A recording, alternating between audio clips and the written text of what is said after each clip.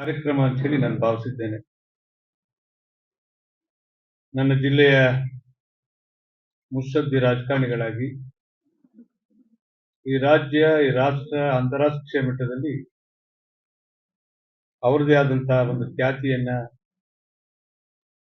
S M Krishna ಸಾಹೇಬರು ಅಂದ್ರೆ ತಿರುಗಿ ನೋಡುವಂತ ಒಂದು ಛಾಪವನ್ನು ಮೂಡಿಸಿದಂತ ಒಬ್ಬ ಮಹಾನ್ ನಾಯಕನ ಸ್ಮರಿಸುವಂತ ಒಂದು ವಿಶೇಷವಾದಂತ ಕಾರ್ಯಕ್ರಮ.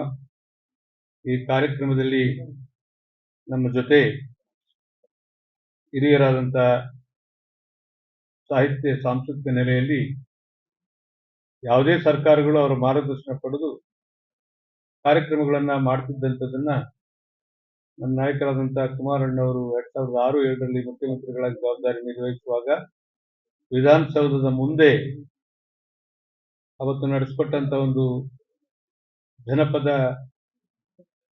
ಮೇಳವನ್ನ ನಾವು ಕಣ್ಣಿಂದ ತುಂಬಿಕೊಳ್ಳಿಕ್ಕೆ ಅಷ್ಟು ಸಂತೋಷ ಆಯ್ತಾಯ್ತು.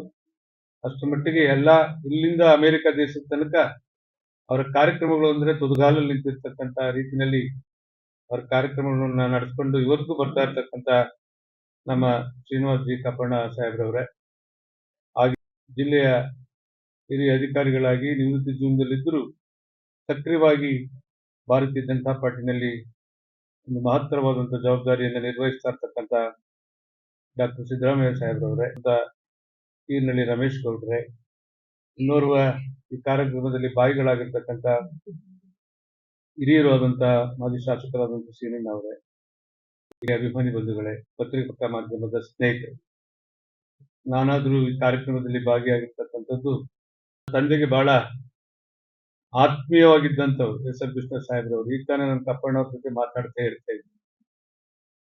ನಮ್ಮಪ್ಪ ಬದುಕಿರೋ ತನಕ ಅವ್ರಿಗೆ ಕಾಂಗ್ರೆಸ್ ಬಿಟ್ಟು ಬೇರೆಗೆ ಓಟ್ ಹಾಕ್ಸಕ್ ಆಗ್ಲಿಲ್ಲ.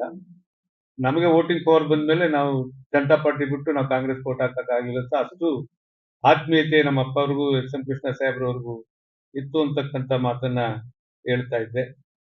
ಇವತ್ತು ಅದೊಂದು ಚಿತ್ರ ನಮ್ಮ ಮಗ ಕಲೆಕ್ಟ್ ಮಾಡಿ ಕಳಿಸ್ಕೊಟ್ಟಿದ್ದ. ಇವತ್ತು ನಮ್ಮ ಎಸ್ ಎಂ ಕೃಷ್ಣ ಸಾಹೇಬ್ರ ಜೊತೆ ನಮ್ಮ ತಂದೆಯವರು ಇರ್ತಕ್ಕಂಥ 72-73ರ ಸನ್ನಿವೇಶದಲ್ಲಿ ನಮ್ಮ ಮನೆಗೆ ಬರ್ತಾ ಇದ್ದಂತ ಸಂದರ್ಭದಲ್ಲಿ ಫೋಟೋ ತೆಗೆಸ್ತಂತ ಈ ಭಾವಚಿತ್ರ ಇವತ್ತು ನನ್ನ ಮಗ ನಾನು ಕಳಿಸ್ಕೊಟ್ಟ. ಇಂಥ ಆತ್ಮೀಯತೆ ಇದ್ರೂ ಹಲವಾರು ಬಾರಿ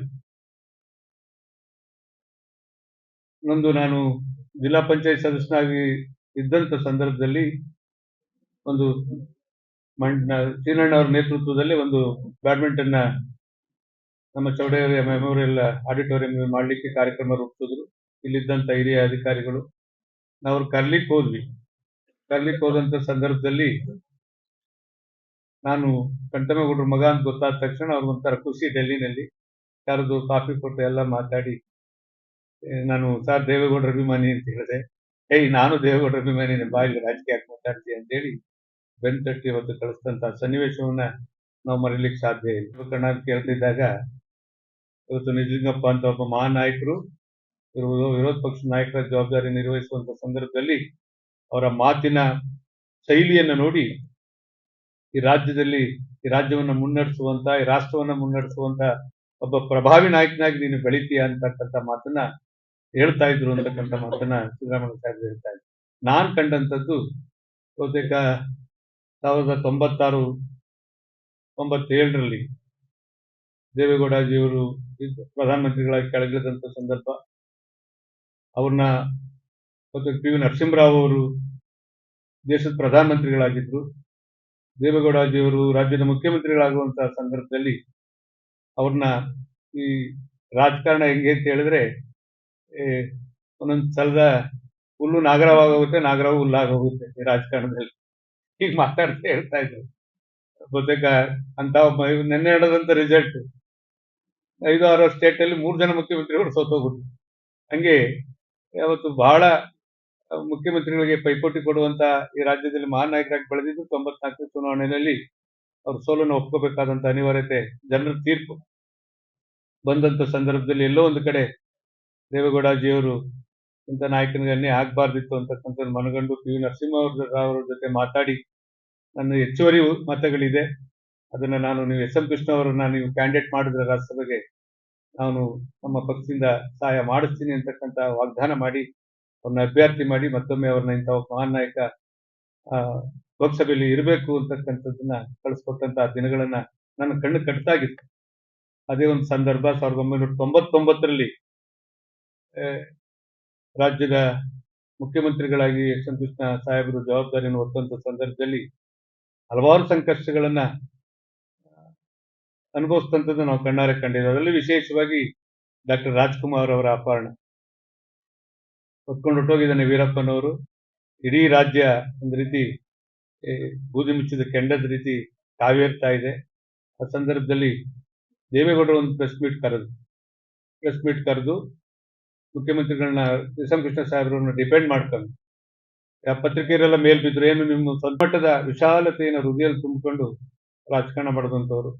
99ರಲ್ಲಿ ಅಂಬರೀಷ್ ಅವರು ನಾವು ಬಹಳ ಸ್ನೇಹಿತರು. KRS ಡ್ಯಾಮ್ ಮೇಲೆ ಪ್ರೆಸ್ ಮೀಟ್ ಕರೆದು ಅವರು ಈ ರಾಜ್ಯದಲ್ಲಿ ಒಬ್ಬ ನಮ್ಮ ಜಿಲ್ಲೆಯವ್ರ ಮುಖ್ಯಮಂತ್ರಿ ಆಯ್ತಾ ಇದ್ದಾರೆ, ನನ್ನ ಮಾತು ಕೇಳ್ಬೇಕು, ನನ್ನ ಜೊತೆ ನೀನು ಕಾಂಗ್ರೆಸ್ ಬರಬೇಕು ಅಂತ ಹೇಳಿ. ಇದು ಅಕ್ಷರ ಸತ್ಯ. ಪ್ರೆಸ್ ಮೀಟ್ ಕರೆಸ್ಬಿಟ್ರು KRS ಡ್ಯಾಮ್ ಮೇಲೆ. ನನ್ನನ್ನು ಕರೆದು ಇಲ್ಲ ನೀನು ಒಪ್ಕೋಬೇಕು ತಗೋ ಅಂತೇಳಿ ಎಸ್ ಎಂ ಕೃಷ್ಣ ಸಾಹೇಬರು ಕೊಟ್ಟು, ಇಲ್ಲ ಅಂಬರೀಷ್ ಅವ್ರ ಜೊತೆ ನನ್ನ ಪಾರ್ಟಿಗೆ ಬಾ ಅಂತೇಳಿ ಹೇಳಿದ್ರು. ಆದ್ರೂ ಇಲ್ಲ ಸರ್, ನಾನು ದೇವೇಗೌಡರನ್ನು ಬಿಟ್ಟು ಬರೋಕ್ಕಾಗೋದಿಲ್ಲ, ಅನ್ಯಥ ಭಾವಿಸ್ಬೇಡಿ ಅಂತೇಳಿ ಅವತ್ತು ಬಹುತೇಕ ನಮ್ಮ ಸ್ನೇಹಿತರು, ನಮ್ಮ ಅಭಿಮಾನಿಗಳು ಹೊತ್ತು ವಿಷದ ಬಾಟ್ಲಿ ಇಟ್ಕೊಬಿಟ್ರು, ನೀವೇನಾದ್ರು ದೇವೇಗೌಡರು ಬಿಟ್ಟು ಹೋದ್ರೆ ಅಂಬರೀಷ್ ಅವ್ರ ಜೊತೆ ವಿಷ ಕುಡಿತೀವಿ ಅಂತೇಳಿ. ಆಗ ನಾನು ಯಾವುದೇ ಕಾರಣಕ್ಕೂ ಹೋಗಲ್ಲ, ನಾನು ದೇವೇಗೌಡರು ಜೊತೆಲೇ ರಾಜಕಾರಣ ಮಾಡ್ತೀನಿ ಅಂತ ಹೇಳಿ ಅವ್ರನ್ನ ಕನ್ವಿನ್ಸ್ ಮಾಡಿದೆ ಎಸ್ ಎಂ ಕೃಷ್ಣ ಸಾಹೇಬ್ರನ್ನ. ಎಷ್ಟು ಕೊನೆಯಲ್ಲಿ ನನಗೆ ಒಂದು ಆತ್ಮೀಯತೆಯ ಇದು ಅವರ ಪ್ರೀತಿ ತೋರಿದ್ರು ಅಂದ್ರೆ ಅದು ಹೇಳಲಿಕ್ಕೆ ಸಾಧ್ಯ ಇಲ್ಲ. ಇನ್ನೊಂದು ನಮ್ಮನ್ನು ಅಗಲೋದು ಒಂದು 6 ತಿಂಗಳು ಅಂತ ಭಾವಿಸಿದ್ರು. ನನ್ನ ಆಸೆ ಶ್ರೀರಂಗಪಟ್ಟಣದ ನಮ್ಮ ಚಂದ್ರವನ ಆಶ್ರಮದಲ್ಲಿ, ಅಲ್ಲಿ ನಮ್ಮ ಬೇಬಿ ಬೆಟ್ಟದಲ್ಲಿ ವಾಸವಾಗಿದ್ದಂತ ಪೂಜ್ಯರು 116 ವರ್ಷಕ್ಕೆ ತೀರ್ಕೊಂಡ್ರು. ಅವರ 16ನೇ ವರ್ಷದ 132ನೇ ವರ್ಷದ ಕಾರ್ಯಕ್ರಮಕ್ಕೆ ದೇವೇಗೌಡಜಿಯವ್ರನ್ನ, ಎಸ್ ಎಂ ಕೃಷ್ಣಾಜಿಯವ್ರನ್ನ, ಯಡಿಯೂರಪ್ಪಾಜಿಯವ್ರನ್ನ ಒಂದೇ ವೇದಿಕೆಗೆ ತರಬೇಕು ಅಂತ ಹೇಳಿ ಒಂದು ಕಾರ್ಯಕ್ರಮ ಆಯೋಜನೆ ಮಾಡಿದ್ರು. ಆದ್ರೆ ಕರೆಕ್ಟ್ ಆಗಿ 4-5 ದಿನ ಕಾರ್ಯಕ್ರಮ ಇದೆ ಅನ್ನೋರಿಗೆ ಅದು ವೈರಲ್ ಜ್ವರ ಸ್ಟಾರ್ಟ್ ಆಗ್ತದೆ ಎಸ್ ಎಂ ಕೃಷ್ಣ ಸಾಹೇಬರಿಗೆ. ಆ ಭಾಗವಹಿಸಿದಂತ ದೇವೇಗೌಡಜಿಯವರು ಯಡಿಯೂರಪ್ಪ ಬರೋಕ್ಕಾಗ್ಲಿಲ್ಲ.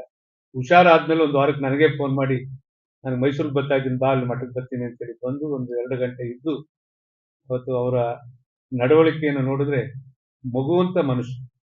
ಅದಾದ್ಮೇಲೆ ಒಂದು 2 ತಿಂಗಳಾದ್ಮೇಲೆ ನಮ್ಮ ಶ್ರೀನಿವಾಸ್ ಪ್ರಸಾದ್ ಅವರ ಒಂದು ಬುಕ್ ಬಿಡುಗಡೆ ಕಾರ್ಯಕ್ರಮಕ್ಕೆ ಮೈಸೂರು ಯೂನಿವರ್ಸಿಟಿಯ ನಮ್ಮ ಬ್ಯಾಂಕೆಟ್ ಹಾಲ್ಗೆ ಬಂದ್ರು. ಆದಿಯಾಗಿ ಜೀಮಾದೇಗೌಡರ ಆದಿಯಾಗಿ ಎಸ್ ಎಂ ಕೃಷ್ಣ ಸಾಹೇಬರು ನಾ ಕಂಡಂತೆ ಯಾವತ್ತೂ ಟೈಮ್ ಅಂದ್ರೆ ಟೈಮ್, ಅವರು ಆ ಟೈಮ್ಗೆ ಯಾವತ್ತೂ ಲೇಟ್ ಮಾಡ್ತಿರ್ಲಿಲ್ಲ. ಹಂಗೆ ಎಸ್ ಎಂ ಕೃಷ್ಣ ಸಾಹೇಬರು 11 ಗಂಟೆಗೆ ಅಂತ ಹೇಳಿದ್ದಾರೆ, 11 ಗಂಟೆಗೆ ಕರೆಕ್ಟಾಗಿ ಬಂದ್ಬಿಟ್ಟಿದ್ದಾರೆ. ಆದ್ರೆ ಒಬ್ರು ಜನ ಬಂದಿರ್ಲಿಲ್ಲ. ಅಲ್ಲೆಲ್ಲ ಆ ರೂಮಲ್ಲಿ ಕೂರಿಸಿ ಸಭೆ ಪ್ರಾರಂಭ ಆದಿದ್ದೇ ಅವತ್ತು 12:15. ಆಗ ನಮ್ಮ ವಿಕ್ರಾಂತ್ ದೇವೇಗೌಡರು ಮೊನ್ನೆ ನಮ್ಮನ್ನು ಅಗಲದ್ರು, ಅವ್ರಿಗೆ ಹೇಳಿದ್ರು, ಪುಟ್ಟರಾಜ್ ಎಲ್ಲಿದ್ದಾರೆ ನೋಡು ಅಂತ ಹೇಳಿ ಹೇಳಿದಾಗ, ಅಣ್ಣ ಹಿಂಗೆ ಅವ್ರ ಮನೆಯದೊಂದು ಗೃಹ ಪ್ರವೇಶ ಆಯ್ತು, ಊಟಕ್ಕೆ ಬೆಂಗಳೂರಿಗೆ ಬರ್ತೀವಿ ಅಂತ ಹೇಳಿದ್ರು.